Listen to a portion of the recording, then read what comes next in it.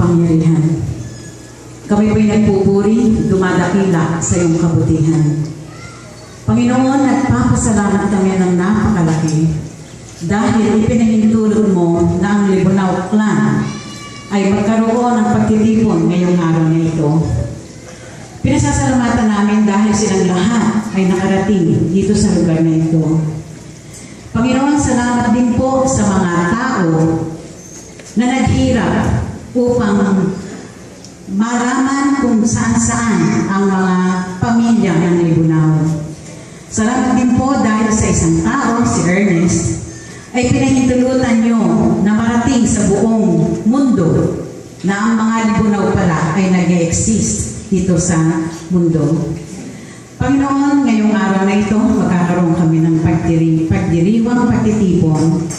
Panginoon, sana po ang bawat isa ay maaliw, maligayahan, upang itong araw na ito ay maalala nila na meron palang pagtitipon ang mga Libunao at sana ay matandaan nila na taon-taon ay magkakaroon ng ganito. Panginoon, salamat po at pinarating mo silang lahat dito ng malakas, ligtas, Panginoon. Kaya po humihiling kami na paglubayan niyo po kami lahat. Lalo na po ang mga kabag-anak namin may mga edad na sana po, Panginoon, habaan mo pa ang kanilang mga buhay upang patuloy kaming magkasama-sama sa habang panahon. At sana, Panginoon, yung mga kabataan ay madama nila na ang pagsasama-sama ng bawat pamilya ay napakahalaga sa iba't ibang kadahilanan.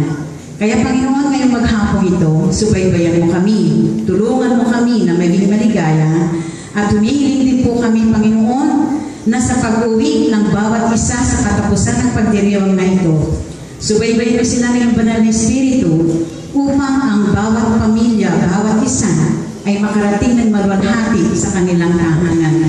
At umaasa din po kami, Panginoon, na sa susunod pang mga taon ay mas higit na kaalaman o mga pamilya ang aming pangkarating upang malaman nila na ang pamilya Libunao ay tunay na nagkakaisa. Panginoon, lahat po na ito ay hinihiling namin sa matamis na pangalan ni Jesus. Amen. Maraming salamat po. Pwede na po kayo magsinupo muna. Ang susunod po kasi sa programa natin, welcome now. Ako po ang welcome.